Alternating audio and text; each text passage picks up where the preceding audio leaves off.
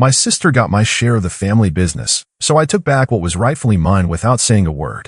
I'm 29, and 6 months ago I discovered that my father had secretly transferred my half of our family's construction company to my sister while I was deployed overseas. What he didn't know was that I'd been quietly documenting everything for years, and when I finally made my move, I didn't just take back what was mine. I took everything and cut them out of my life forever.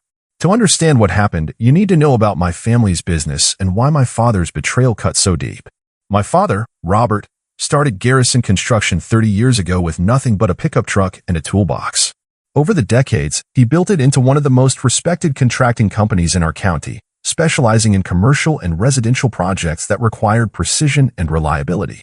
Growing up, I always assumed I'd inherit half the business alongside my sister Victoria, who's 2 years older than me. This wasn't some vague hope or childhood fantasy. Dad had told us countless times that the company would be split equally between us when he retired, and that we'd run it together as partners. These conversations happened regularly throughout my teenage years and continued through college. Dad would sit us down at the kitchen table and talk about his vision for our partnership, how our different skills would complement each other perfectly. Victoria had always been more interested in the business side, accounting, client relations, project management, while I gravitated toward the hands-on construction work, site supervision, and crew management. I chose to get my engineering degree specifically to complement her MBA, thinking we'd make the perfect combination to take Garrison Construction to the next level. Every major decision I made about my education and career was based on the assumption that I'd eventually be running this business alongside my sister.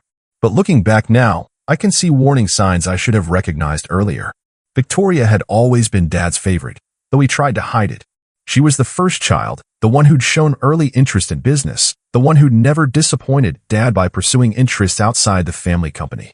When I decided to join the Army Reserve after college instead of immediately joining the family business full-time, Dad had been supportive publicly, but I could sense his disappointment underneath the encouraging words. The cracks in our family dynamic became more obvious when my reserve unit got called up for deployment to Afghanistan. While Dad told me my position would be waiting when I got back, there was something in his tone that should have worried me. He seemed almost relieved that the decision about my immediate role in the company was being postponed. Victoria's response was even more telling. She seemed genuinely pleased that I'd be gone for 18 months, like my absence would give her room to grow into the leadership role she'd always wanted without having to share it. During my deployment, I made every effort to stay connected to the family business. I participated in weekly video calls about ongoing projects, reviewed contract proposals via email, and offered technical advice on complex construction challenges from halfway around the world. On the surface, everything seemed normal and collaborative. Victoria would update me on client relationships, Dad would ask my opinion on equipment purchases, and they both seemed appreciative of my continued involvement despite being thousands of miles away. But there were subtle changes in how they talked about the business that I didn't recognize as significant until much later. Victoria started referring to business decisions as her decisions rather than collaborative choices made with Dad's guidance. She began discussing long-term strategic plans that seemed to assume she'd be running things independently rather than as part of a partnership with me. Most telling, Dad stopped mentioning our future partnership entirely and started talking exclusively about Victoria's vision for the company's growth and development. When Victoria would describe new client relationships she was building, she'd talk about them as her personal connections rather than company assets. When Dad discussed equipment purchases or facility improvements, he'd frame them as investments in Victoria's future rather than improvements that would benefit both of us. These changes in language seemed minor at the time, but they reflected a fundamental shift in how my family was thinking about the business's future leadership structure. I should have confronted these changes directly, demanded clarification about what was happening to our agreed-upon partnership plans. But I was dealing with the intense stress of combat operations in a war zone, and I wanted to trust that my family would honor the commitments they'd made to me throughout my life. I convinced myself that the changes in their language were just reflecting Victoria's increased day-to-day responsibilities while I was deployed, not a fundamental alteration of our long-term arrangement. That trust was the biggest mistake of my life. When I returned home 6 months ago, I was genuinely excited to dive back into the work I'd missed and start building the partnership with Victoria that we'd always planned. I'd spent months overseas thinking about improvements we could make to company operations, innovations we could implement to give Garrison Construction a competitive edge. I'd even developed some cutting-edge construction techniques working with Army engineers that could revolutionize how we approached certain types of projects. But Victoria's reception when I returned was ice-cold and immediately concerning. She seemed genuinely irritated by my suggestions for operational improvements, dismissive of the innovative techniques I learned overseas, and defensive when I asked about changes that had been made in my absence. When I brought up my official position in the company and asked when we'd start transitioning toward the joint ownership structure Dad had always promised, Victoria gave me an answer that should have prepared me for what was coming. Dad and I have been talking extensively about the best way to structure things going forward, she said with a carefully neutral tone that immediately put me on alert. The business has grown significantly while you were deployed, and we need to figure out what role makes the most sense for you now that you're back. That phrase, what role makes sense for you, told me everything I needed to know about how fundamentally things had changed.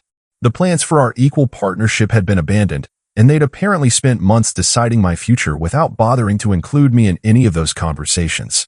When I kept pressing for clarity about my ownership stake and partnership role, I consistently got vague responses about needing to assess the current business situation and determine the best path forward for everyone involved.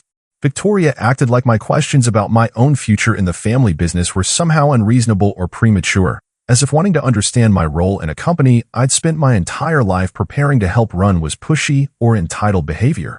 Finally, after weeks of getting nowhere with Victoria, I went directly to Dad and demanded to know what was happening with the ownership structure and partnership plans we'd discussed for years. His response ended our relationship forever and showed me exactly what kind of man I'd been calling father for 29 years.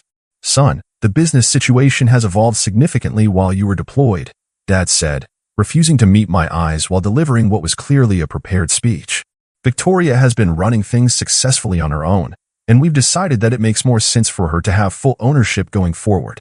You'll always have a job here, of course, but the partnership structure just isn't practical anymore given how things have developed. I felt like I'd been physically assaulted.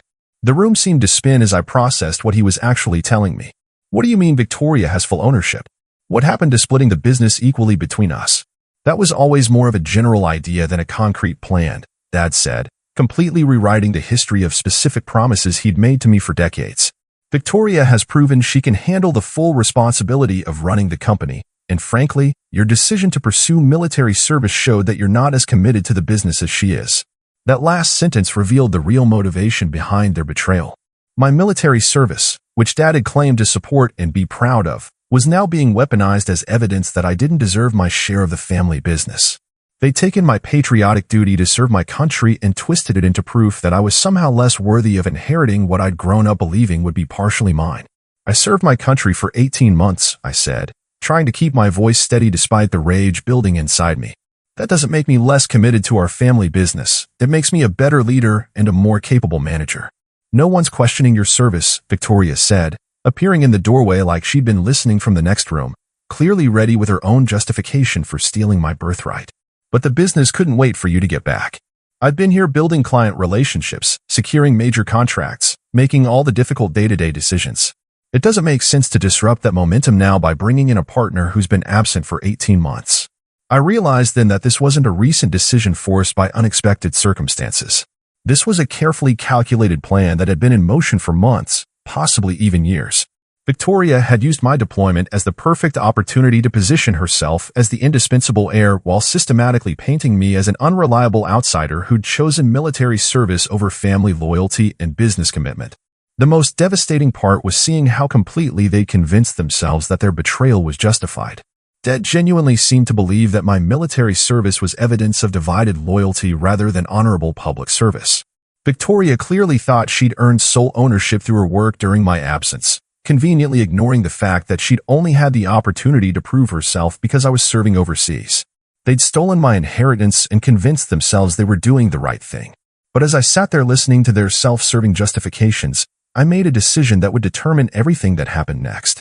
Instead of exploding in anger or making threats I couldn't back up, I decided to respond strategically.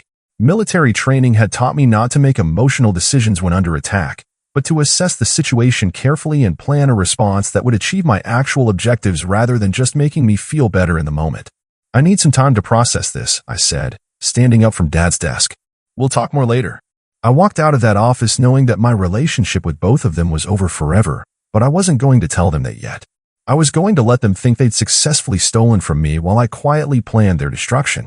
Over the next several weeks, I used my legitimate access to company files and records to investigate exactly what had happened during my deployment. What I discovered was even worse than I'd imagined and provided all the motivation I needed to completely destroy what they'd built. 3 months into my deployment, Dad had transferred his ownership shares to a family trust with Victoria as the primary beneficiary. 6 months later, the corporate structure had been completely reorganized to designate Victoria as sole owner, with legal documentation stating that my military service constituted abandonment of business responsibilities. That voided any previous ownership agreements or promises. But the most damaging discovery was a series of emails between Victoria and Dad discussing their strategy for handling my return.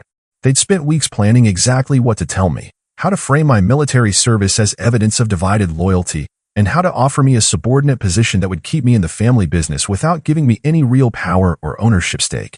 Marcus has always been more of a worker than a leader, Victoria had written in one particularly revealing email. Giving him a senior site manager position will keep him satisfied while ensuring I maintain complete control of all strategic decisions and business direction. Reading that email was the moment I decided that both of them needed to be completely eliminated from my life. Victoria didn't see me as her brother or potential business partner. She saw me as a threat to be neutralized and then managed. Dad had enabled her plan because it was easier than having difficult conversations about fairness, shared inheritance, and honoring promises made to both his children. They'd both shown me exactly who they were when they thought they could get away with betraying me. I was going to make sure they lived with the consequences of that revelation forever.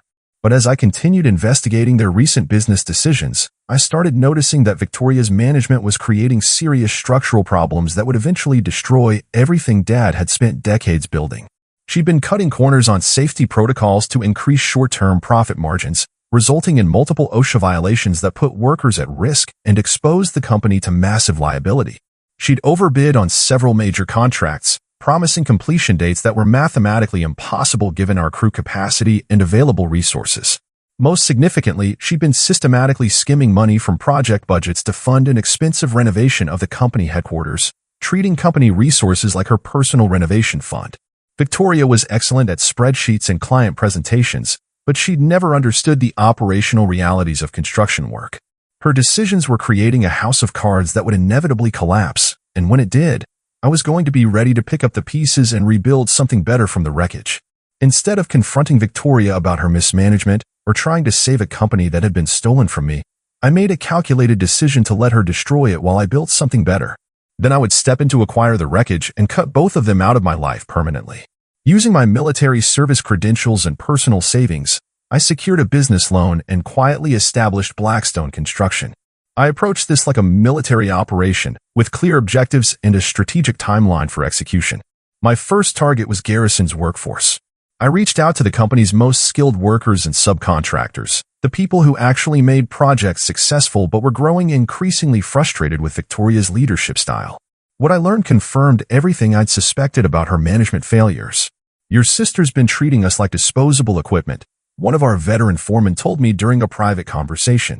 "She eliminated performance bonuses, cut back on safety equipment quality, and expects us to meet impossible deadlines with skeleton crews.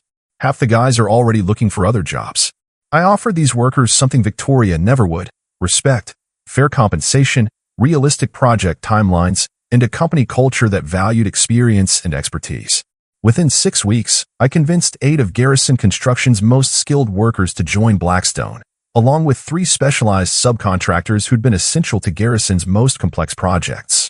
The response was immediate and devastating for Victoria.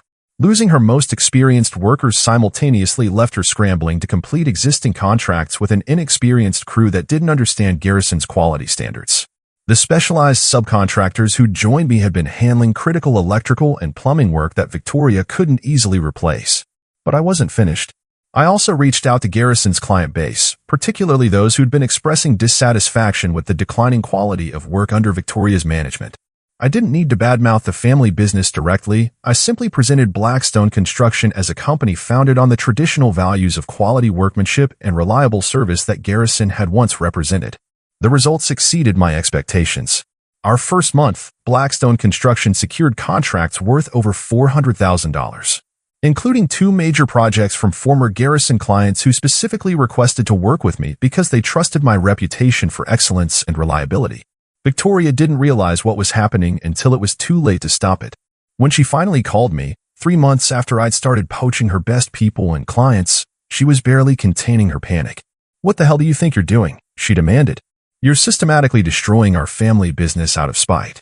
"I'm running my own company," I replied with complete calm. "If that's destroying Garrison Construction, maybe you should examine why your workers and clients prefer to work with me instead of you. This is Dad's life work, and you're tearing it down because you didn't get what you wanted. Dad's life work was built on quality and integrity.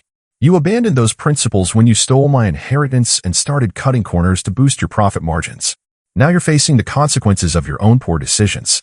The conversation confirmed what I'd already suspected. Victoria had never considered that her actions might have consequences. She'd stolen my inheritance and driven away the company's best people, but somehow she still expected me to prioritize protecting what she'd built over pursuing my own success. Over the following months, Victoria's situation deteriorated rapidly. The OSHA violations from her corner cutting had triggered a federal investigation that would result in massive fines and potential restrictions on future government contracts. The penalty payments from delayed projects had drained Garrison's cash reserves. Most critically, their reputation for quality work had been so damaged that new contracts were becoming increasingly difficult to secure. Through industry contacts, I learned that Victoria was secretly trying to sell the company to avoid complete bankruptcy, but the due diligence process was revealing all the problems she'd created. No serious buyer was willing to take on Garrison's liabilities and regulatory issues at a price that would leave anything meaningful for Victoria and Dad. That's when I submitted my formal offer to purchase Garrison Construction's assets through bankruptcy proceedings. My offer was strategically calculated, enough to cover their debts and provide Dad with a modest retirement, but structured to ensure that Victoria would walk away with nothing more than the salary she'd been paying herself while destroying the company. When Victoria received my acquisition offer, she showed up at my office in a fury that quickly transformed into desperate pleading. "We can still fix this," she said, but her voice lacked any conviction. "If you come back as a partner, we can rebuild what we had before. What we had was built on lies and your systematic plan to steal my inheritance. There's nothing left to rebuild because you've destroyed everything that made Garrison Construction worth inheriting. I made mistakes, but we're still family." That word again. Family. They kept using it like it was a magic phrase that would make me forget what they'd done and how completely they betrayed my trust. "Family doesn't steal from each other," I said. "Family doesn't use someone's military service as an excuse to cut them out of their inheritance. You showed me exactly what our relationship means to you. Now you get to live with the permanent consequences of that choice." The acquisition went through 8 weeks later. Garrison Construction's assets, client contracts, and remaining workforce became part of Blackstone Construction. Dad received enough money to retire comfortably, but Victoria walked away with nothing except the devastating knowledge that her brother had systematically destroyed everything she'd tried to build. Dad made one final attempt to salvage our relationship during the paperwork signing. "I know we hurt you," he said, looking older and more defeated than I'd ever seen him. "But you're still my son. There has to be a way we can move forward as a family. You stopped being my father when you chose Victoria over me," I replied without any emotion. "When you had to decide between honoring your promises to both your children or making things easier for your favorite, you chose favoritism and theft. That choice came with permanent consequences that you're going to live with for the rest of your life. Can't we at least try to rebuild some kind of relationship? Dad, you taught me that trust is earned through consistent actions, not empty words. Your actions showed me that my military service made me less worthy of your respect and inheritance. That's not something I can forgive, forget, or pretend didn't happen." He left without another word, and I haven't seen or spoken to either of them since. The combined company is now more successful than Garrison Construction ever was under Victoria's management. We've built a culture based on excellence, loyalty, and mutual respect, values that my father taught me but failed to practice when it mattered most. The workers who stayed through the transition have told me stories about Victoria's management that confirmed I made the right choice in cutting her out completely. "Your sister was planning to replace most of us with cheaper, inexperienced workers," one of the veteran foremen told me. "She was treating the company like her personal bank account while expecting us to work harder for less money. You didn't just save the business, you saved all of our jobs and livelihoods." 6 months after the acquisition, Dad made one final attempt to contact me. He showed up at my office unannounced, looking frail and desperate in a way that might have moved me before I learned what kind of person he really was. "I miss my son," he said simply. "I know what we did was wrong, but you're the only family I have left that matters." For a brief moment, I almost felt sorry for him. Then I remembered sitting in his office while he explained that my military service proved I wasn't committed to the family business. I remembered reading the emails between him and Victoria planning how to handle my return like I was a problem to be managed rather than a son who deserved respect and honesty. You miss having me in your life now that you've lost everything and Victoria's management destroyed your legacy, I said. But when you had to choose between doing right by me and making things easier for Victoria, you chose Victoria and theft. When you had to decide between honoring decades of promises to me and rewriting history to justify cutting me out, you chose betrayal. Those choices came with permanent consequences. Some things should be more important than business, he said, apparently still not understanding what he'd actually done. You're absolutely right. Trust, honor, and keeping your word to your children should be more important than business.